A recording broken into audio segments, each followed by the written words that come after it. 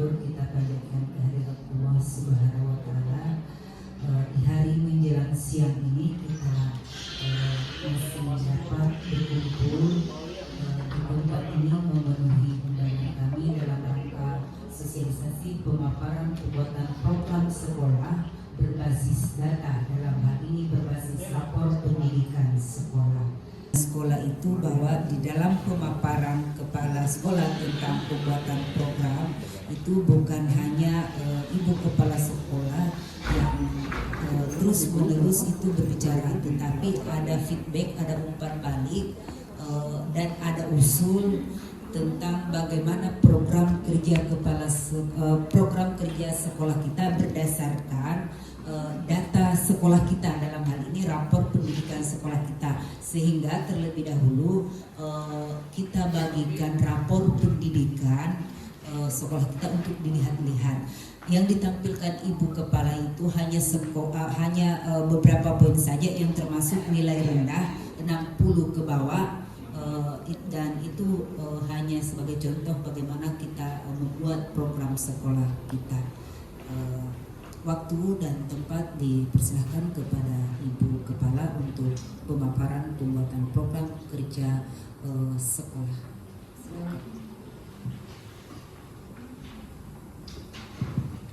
Ya, terima kasih. Bismillahirrahmanirrahim.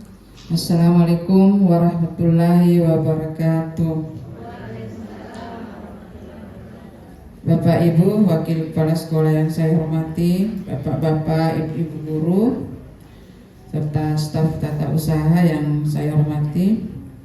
Syukur alhamdulillah pada pagi menjelang siang ini masih kita diberi kesehatan oleh Allah Subhanahu wa Ta'ala untuk berkumpul di tempat ini dalam rangka mengikuti sosialisasi program sekolah berdasarkan perencanaan berbasis data.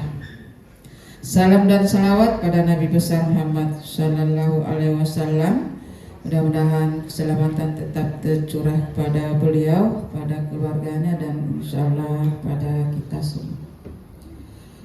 Jadi Bapak dan Ibu, yang akan saya sosialisasikan di sini adalah mengenai program sekolah berdasarkan perencanaan berbasis data untuk peningkatan kualitas pembelajaran. Jadi sekarang sudah namanya rapor pendidikan.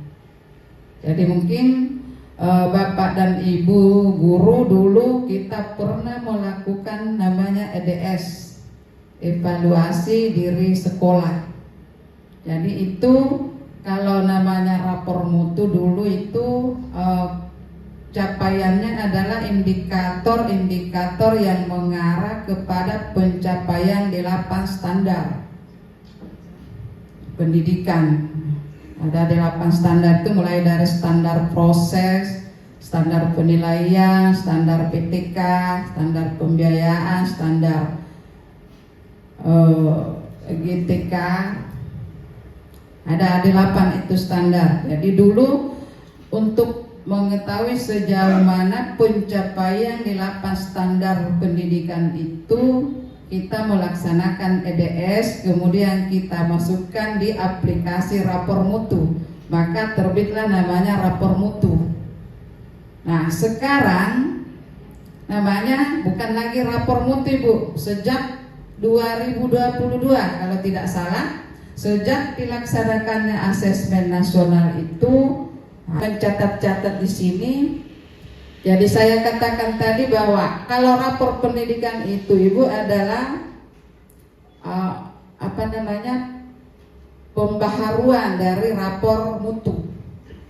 Jadi itu sebenarnya rapor pendidikan kita 2022-2023 Ibu sudah ada. Jadi kita sementara ini menunggu keluarnya rapor pendidikan kita tahun 2024. Ya, jadi kalau rapor mutu satuan pendidikan kita ketercapaiannya di 8 standar pendidikan ini seperti ini. Ya, jadi kemudian sekarang saya katakan tadi rapor pendidikan itu adalah penyempurnaan dari rapor mutu. Nah, jadi kalau rapor pendidikan itu berarti indikator-indikator yang mana itu yang dinilai sehingga muncullah rapor pendidikan. Ya, jadi saya sempat di sini catat-catat juga bahwa rapor pendidikan itu diambil dari instrumen data, diambil dari sistem yang sudah ada. Contohnya asesmen nasional. Ya, jadi kita baru 2022 baru melaksanakan namanya asesmen nasional yang diwakili 45 berapa berhenti? 45 tambah 5, 50 di Ibu Rosneti yang mengikuti asesmen nasional itu berapa? 45 tambah 5 Ibu di 50. Itu sekolah yang memang siswanya lebih dari 60 Pak Ibu. Tapi kalau yang di bawah 60 siswanya itu hanya berapa Ibu nanti? 20-an. Ya, yang mewakili. Jadi itu sampel saja itu yang mengikuti asesmen nasional. Kemudian apalagi yang dilihat untuk terbit rapor pendidikan adalah dapodik kita. Ya, dapodik itu kan memang sudah ada dimasukkan data guru, jumlah guru, jumlah rombel, jumlah siswa, jumlah jam guru, ada semua di dapodik Ibu. Jumlah sarana prasarana semua sudah ada di dapodik. Jadi tidak lagi memasukkan, memang sudah ada di dapodik. Kemudian SIPLA, sistem informasi pembelanjaan ya, itu SIPLA melalui online. Kemudian SIM PKB, jadi kan biasa kita buka SIM PKB-nya Bapak Ibu, ada yang kita mau isi survei. Nah itu semua yang kita isi itu maka terbitlah rapor pendidikan. Jadi tidak usah bingung beturnya apa injo, nilai-nilainya injo rapor pendidikan. Nah berarti dari asesmen nasional, dari dapodik, dari SIPLA, dari SIM PKB, kemudian biasa ada Badan Pusat Statistik, ada yang diisi-isi, kemudian sumber lain yang relevan. Jadi biasa buka linknya itu Bu, ada isian-isian. Nah itu semua langsung masuk di rapor pendidikan kita Ibu. Maka hasilnya itu semualah termasuk itu Sulincer Ibu yang kita kerjakan baru-baru. Nah hasilnya itu maka terbitlah namanya rapor pendidikan. Nah kemudian sesuai dengan judulnya tadi, program sekolah berdasarkan perencanaan berbasis data berarti kalau kita menyusun program di sekolah kita Ibu, kita harus melihat hasil rapor pendidikan kita, data-datanya di situ. Nah, di rapor pendidikan itu ada indikator, ada 6 indikatornya, lengkap dengan nilai-nilainya, bisa Ibu sendiri ya. Basis data untuk meningkatkan kualitas pembelajaran kita harus melihat hasil rapor pendidikan kita. Dari ada 6 indikator di rapor pendidikan kita melihat hasil yang terendah dulu ya. Jadi mungkin ini kalau kita menyusun saja begitu tanpa melihat hasil rapor kita mungkin akan tidak sesuai dengan kebutuhan di sekolah kita. Makanya yang kita dasari menyusun semua kegiatan atau program sekolah dalam rangka meningkatkan kualitas pembelajaran di sekolah kita lihat rapor kita. Jadi ada juga rapornya sekolah kita. Ya. Jadi sini hanya definisi saja. Nah, di sini tertulis bahwa perencanaan berbasis data disesuaikan dengan kebutuhan satuan pendidikan berdasarkan identifikasi masalah yang berasal dari data platform rapor pendidikan.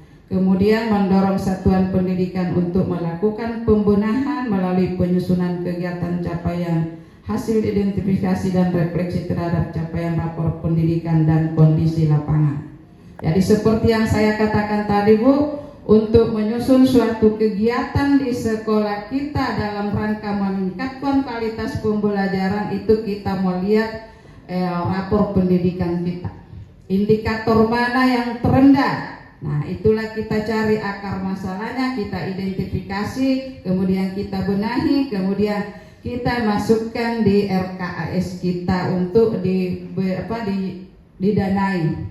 Misalnya pelatihan Ibu, pembuatan misalnya modul ajar atau apa yang kurang di situ, literasinya anak-anak kita atau numerasinya, kegiatan apa yang harus kita lakukan. Nah, itulah sebentar saya ingin meminta saran-saran dari Bapak dan Ibu. Karena sebentar lagi Ibu, kita tidak lama lagi menyusun lagi RKS tahun 2025.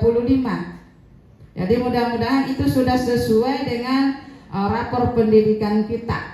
Jadi data yang ada di rapor pendidikan kita identifikasi masalahnya, kemudian kita benahi, kemudian kegiatan apa yang harus kita lakukan, kemudian didanai dari dana BOS. Seperti itu. Kita unduh rapor pendidikan seperti yang ada sudah ada semua di grup kita. Itulah rapor pendidikan kita Ibu tahun 2023. Ibu di Januari dari itu grup ta. Jadi itu hasil dari tahun lalu, dari asesmen anak-anak kita, dari survei lingkungan belajar yang kita lakukan, kemudian ada SIPKB yang sering lapor di kita, maka terbitlah rapor pendidikan 2023. Nah, kita ini menunggu lagi rapor pendidikan 2024 karena apa yang rendah. Dan rejar itu Ibu, lapor literasinya nilainya sekian, ada semua situ ya. Kemampuan numerasinya sekian, karakternya sekian. Ada di situ Bu, sudah. Kemudian kita refleksikan, kemudian kita benahi dalam arti apa-apa yang harus kita benahi dari indikator-indikator yang rendah di rapor pendidikan kita, seperti itu. Jadi tidak langsung hanya menyusun, langsung saja dimasukkan di rencana kegiatan anggaran kita, tapi kita mengidentifikasi dulu rapor pendidikan kita. Ya, ini sama dengan tadi langkah-langkah menentukan program sekolah. Sini identifikasi, mengunduh rapor, kemudian merujuk pada daftar indikator prioritas, kemudian refleksinya, masalah yang akan diintervensi itu apa, kita cari dulu akar masalahnya apa. Nah, itu akan diintervensi, maksudnya akan diprogramkan oleh sekolah kita dari kalau kita sudah mengidentifikasi masalahnya. Kemudian kita benahinya apa? Jadi ada juga Ibu, ada semua sebenarnya di rapor pendidikan kita Ibu, tinggal kita mau memilih kegiatan apa yang harus kita lakukan. Ada semua di situ, kegiatannya masuk di dana BOS, di sini dibiayai dana BOS, kegiatannya ini ada. Kan dibiayai Bu toh? Makan minum tak, kalau pelatihan kemudian ada honornya narasumber. Itu semua dalam rangka meningkatkan kualitas pembelajaran di sekolah kita. Nah, di sini sudah unduh, kita identifikasi nih masalah-masalah mana yang kurang itu Bu. Jadi sebenarnya dalam beberapa pertemuan kepala sekolah memang rapor pendidikan itu kan katanya merupakan kondisi sekolah kita sebenarnya. Literasinya hanya sampai di sini. Oh, sekolah kita literasinya hanya, kemampuan literasinya anak-anak kita hanya sampai sekian. Sudah bisa dilihat kondisi sekolah kita melalui rapor pendidikan itu. Tidak perlu lagi kita bertanya-tanya, tetapi ada pro kontra Ibu sebenarnya kalau ada pertemuan baik di MGMP atau di MKKS atau di Dinas Pendidikan. Baru-baru kami pertemuan mengenai pendampingan mengenai PMM dengan Balai Penjamin Mutu Pendidikan. Ada kepala sekolah menyampaikan bahwa kami tidak setuju itu dengan asesmen nasional. Mengapa? Karena katanya soal-soalnya asesmen nasional sekolah kita, padahal yang ikut asesmen itu hanya sebagian kecil anak-anak, hanya mewakili saja. Misalnya kita 700 lebih siswa kita, kemudian yang ikut asesmen hanya 50 orang. Nah, itu sudah melahirkan apa maksudnya? Di rapor pendidikan itu sudah itu dari kementerian, makanya kita harus ikut dengan ketentuan yang dari kementerian. Kalau misalnya berhasil ya diteruskan, kalau tidak mungkin ada semacam diperbaharui. Jadi bayangkan 50 aja yang ikut asesmen, baru kita 700. Nah, apa rapor pendidikan hijau? Nah, itu menggambarkan padang anak-anak kita katanya, literasinya hanya sekian. Nah, seandainya semua ikut, baru literasinya sekian, ya bisa jadi. Oh, ya memang kadang sekolah kami seperti ini. Di bawah. Kemudian menu prioritas, ya. Kita lihat menu prioritas ada 6, kemudian kita pilih indikator untuk diintervensi untuk dipertimbangkan menjadi indikator prioritas. Maksudnya Ibu, kalau misalnya ada masalah yang kita dapati di rapor pendidikan kita itu beberapa masalah yang indikatornya nilainya rendah, kita memilih saja beberapa untuk diintervensi, untuk dimasukkan di rencana anggaran kita, kemudian kita melakukan kegiatan seperti itu. Ada sedang, ada kurang, ada sudah baik, ada tertulis itu Ibu, bisa dilihat-lihat. Nah, buka-buka ini rapor pendidikan Ibu nih. Kadang-kadang buka muka atau oh kadang sekolah seperti ini sedang, ini rendah, ini sudah baik. Jadi kalau sedang yang itu yang sedang atau yang kurang itulah yang perlu kita intervensi Ibu. Kita cari akar masalahnya, kemudian kita benahi, kemudian kita bikin kegiatan, dimasukkan di RKAS seperti itu. Nah kita lihat ada 6, mungkin Bapak dan Ibu sudah semua tahu. Karena Ibu kira-kira yang mana yang dimaksud dengan kemampuan literasi anak-anak kita? Guru bahasa Indonesia dulu, satu orang, Pak Puding. Kalau menurut Pak Puding kira-kira apa itu? Mengapa disebut dengan kemampuan literasi? Karena mampu memahami sebuah teks, mampu menggunakan, mampu menganalisis, mampu merefleksikan, dan mampu mengevaluasi. Iya, itu pemahaman Ibu. Literasi itu kita artikan hanya membaca dan menulis. Tetapi literasi itu kita harus memahami apa yang kita baca, kemudian kita mampu merefleksikannya. Biasa anak-anak yang baca ke 5 menit sebelum belajar, itu kan dulu sering itu 5 menit sebelum belajar. Silakan anak-anakku membaca 5 menit. Tidak ada tindak lanjutnya, lanjut makin belajar. Harusnya anak-anak dipanggil ke depan. Coba si A maju ke sini. Apa yang kau baca tadi nak? Makna apa yang kamu petik, yang kau baca tadi? Apa yang baca? Novel. Halaman berapa? Halaman ini. Kira-kira apa makna yang kau baca tadi? Itu Ibu. Mampu memahami apa yang dia baca. Galeri kamu baca mau literasi mana injo. Tidak seperti itu Ibu. Ditekan pemahaman tarikanya membaca misalnya literasi Al-Quran, membaca semua Al-Quran di lapangan, sudah nih. Ya, jadi kalau misalnya Bapak dan Ibu melakukan literasi di dalam kelas 5 menit, panggil sekali-sekali ke depan anak-anak kita atau puisi yang dia baca di situ. Coba nak naiki puisinya, apa makna puisi yang kau baca tadi? Nah itu namanya literasi. Jadi bukan hanya sekedar membaca saja Ibu, bukan hanya sekedar menulis puisi, tapi mereka paham apa yang dia baca dan apa yang dia tulis, itu literasi. Jadi kalau kita melihat Ibu di rapor pendidikan kita ya, kembali geometri begitu Ibu. Nah soalnya biasa asesmen nasional itu menggunakan grafik-grafik, menggunakan rumus, menggunakan tabel-tabel. Nah itu sedang juga numerasita.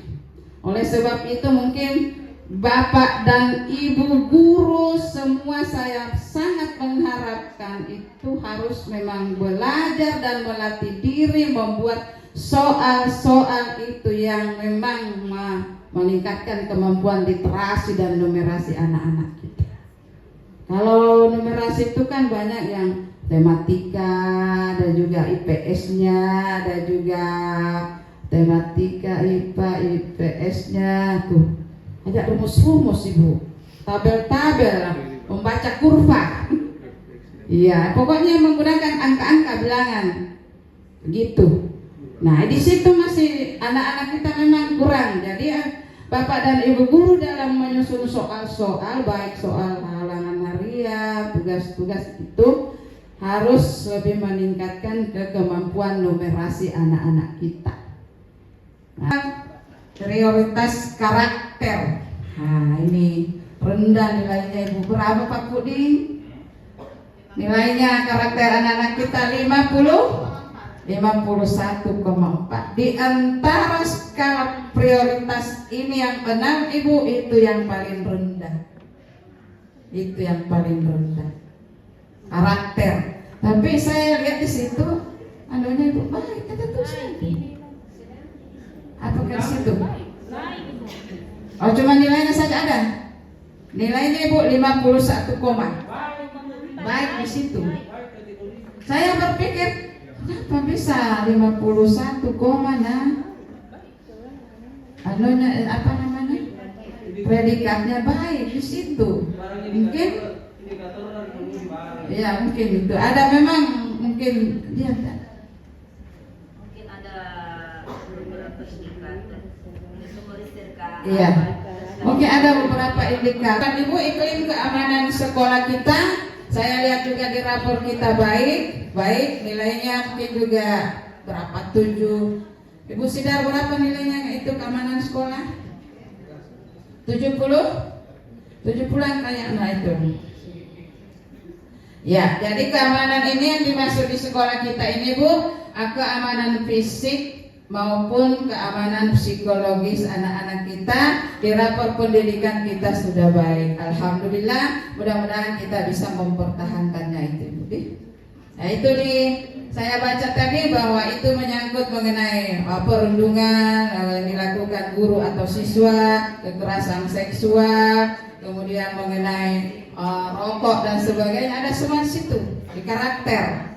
Nah, jadi mungkin dari hasil rapor kita sudah menunjukkan bahwa karakter anak-anak kita sudah baik. Mana di lapangan juga pakunnya anak injom. Iya, seperti itu Bu. Kemudian iklim kebinekaan merupakan toleransi antar umat beragama, toleransi dari berbagai suku. Yang di sekolah kita sudah baik juga saya lihat. Jadi sebelum saya masuk di sini saya lihat dari di antara 6 prioritas satuan pendidikan ini, dari ke-6 indikator ini yang ada di rapor pendidikan kita Ibu, yang perlu kita intervensi ini di antara 6 ini yang sedang saja dengan yang rendah nilainya. Berarti apa ini Bu? Kemampuan literasi, kemampuan numerasi dan karakter. Nah, bukan berarti yang 2 itu tidak diperhatikan lagi, tetap kita pertahankan bagaimana apa kegiatan harus dilakukan. Karena memang biasanya kita berpikir 2022 banyak yang menurun sebenarnya Bu, indikator-indikator kalau kita lihat itu di rapor pendidikan kita. Karena misalnya kemampuan literasi ada banyak indikatornya itu di dalam Bu, bukan hanya 1. Banyak. Biasanya singkat turun sekian persen, naik sekian persen. Ada beberapa indikatornya itu. Nuloh aja dari kuliah apa ya. Begitu juga numerasi, ada beberapa indikator di dalam rapor pendidikan. Banyak yang turun-turun Ibu dibanding 2022 dengan 2000. Nah, biasanya ada orang bertanya, kenapa nggak bisa turun itu Bu? Ada yang menjawab bahwa kira-kira apa Bu? Jawabannya kenapa bisa turun itu, biasanya numerasi literasinya 2022 turun di 2023. Numerasinya tinggi 2022 turun 2022. Kira-kira apa penyebabnya? Setahu kita Ibu, Bapak. Sudah hafal Ibu. Kalau sekarang baru masuk yang baru, jadi ada proses adaptasi. Iya. Kemungkinan besar ada begitu. Jadi dari kurikulum peralihan kurikulum Pak. Ini dari K13 ke Kumer, kurikulum Merdeka. Ya, itu menurut Pak Puding. Rapor pendidikan yang rendah yaitu di indikator literasi dan numerasi serta indikator karakter. Nah, mungkin di sini kita harus memiliki pemahaman awal dulu tentang literasi dan numerasi. Nah, jadi literasi karena kita di sini berbasis data, berarti data yang ada di rapor pendidikan adalah data yang kita isi. Nah, data yang kita isi apa? Pada Sulingjak, PMM yaitu refleksi kompetensi guru. Jadi aktivitas yang kita isi sebagai subjeknya adalah guru itu nanti akan terbaca di rapor pendidikan. Jadi apapun yang kita lakukan di luar, misalnya bentuk kegiatan yang kita lakukan terkait dengan numerasi dan literasi itu, yang terfokus yang akan dibaca pada rapor pendidikan adalah data yang kita isi pada refleksi kompetensi di PMM dan Sulingjak.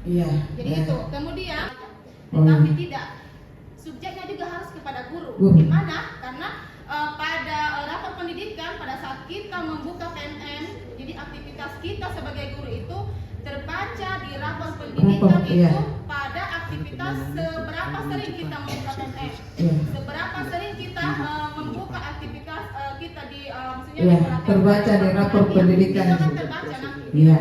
Dan bagaimana cara kita mengisi Sulingjak dan refleksi kompetensi.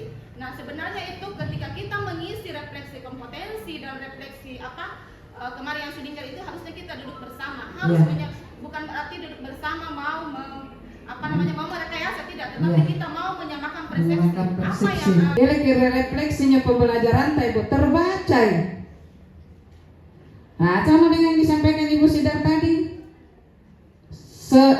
Seringnya kita membuka PMM, Ibu belajar melalui PMM, Ibu itu terbaca di rapor pendidikan kita. Apakah ini guru sering melakukan pembelajaran mandiri? Itu di indikator pembelajaran. Ini ada kan 5 jangan naik aku kesepe anang. Jadi sering-sering Ibu membuka PMM belajar mandiri atau ikut webinar. Itu terbaca itu di rapor pendidikan kita bahwa gurunya ini SMP 1 jarang belajar mandiri melalui PMM. Terbaca Ibu. Baranuka gini. Tadi sudah ditayangkan kualitas pembelajaran itu, termasuk manajemen kelas yang kita lakukan ini guru niki. Berarti kurang tahu memanage kelas, baru masuknya di situ ya. Kemudian kegiatan benahi peningkatan kompetensi guru dan tenaga kependidikan dan kebijakan yang menunjang pengelolaan kelas. Kemudian inspirasi kegiatan benahi pendidik mengembangkan dan mengimplementasikan pengetahuan dan manajemen kelas untuk memperbaiki proses pembelajaran literasi. Ini kegiatan inspirasi benahinya. Nah, baru ini kita mau menentukan Ibu kegiatan apa yang kita lakukan untuk meningkatkan kemampuan literasi anak-anak kita. Ya, jadi akar masalahnya Ibu, kualitas pembelajaran kita yang masih kurang. Iya. Jadi coba Bapak dan Ibu, di sini ada kegiatan tertulis Ibu di peningkatan kompetensi guru untuk mengembangkan diri melalui kebiasaan refleksi. Ada 2 di sini Bu, peningkatan kompetensi guru untuk pembelajaran berorientasi pada peserta didik.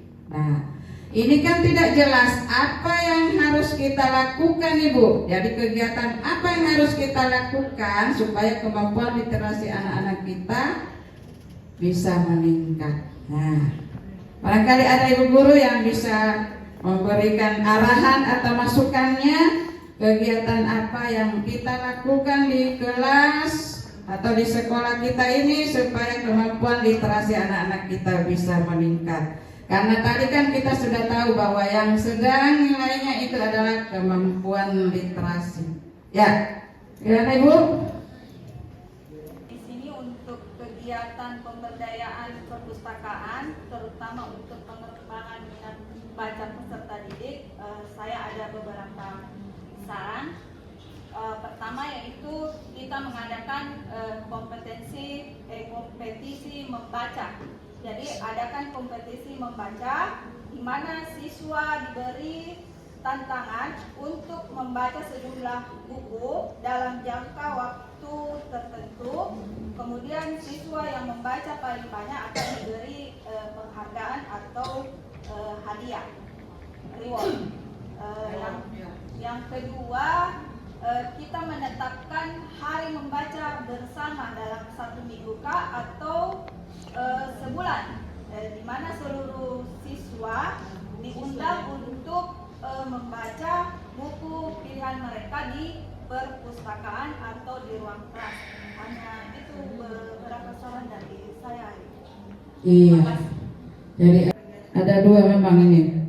Oh ini literasinya juga ada beberapa Ibu Di. Ada beberapa kegiatan. Jadi ini kegiatan pemberdayaan perpustakaan terutama untuk pengembangan minat baca. Nah itu yang disarankan Ibu. Jadi beberapa sebenarnya kegiatan ada di rapor kita. Tinggal kita memilih mana yang perlu diintervensi oleh sekolah kita. Jadi tadi Ibu Fatma menyarankan bahwa ada kegiatan kompetensi diri membaca, siswa dari sejumlah buku, kemudian diberikan reward ya, siswa yang paling sering membaca di perpustakaan seperti itu. Kemudian ada ditentukan hari membaca bersama siswa dengan guru seperti itu ya. Jadi bagaimana Bapak dan Ibu yang lain? Iya, bisa mereka tulis di sini. Itu tempat mading tulisannya sana kaca. Iya, cuma mungkin mau sebandingan siswa. Basis data atau perencanaannya berbasis data dalam arti kesimpulannya bahwa semua program-program sekolah yang akan kita lakukan kita selalu merujuk kepada rapor pendidikan. Ada yang bertanya Bu? Tidak jawab? Tidak Bu? Ya.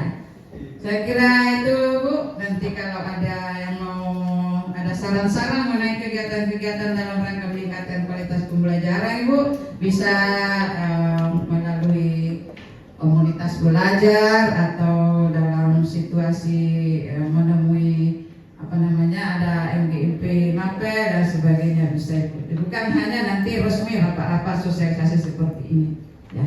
Jadi saya tunggu Ibu saran dan masukannya dalam rangka meningkatkan kualitas pembelajaran di sekolah kita. Insya Allah kita bisa laksanakan dengan baik.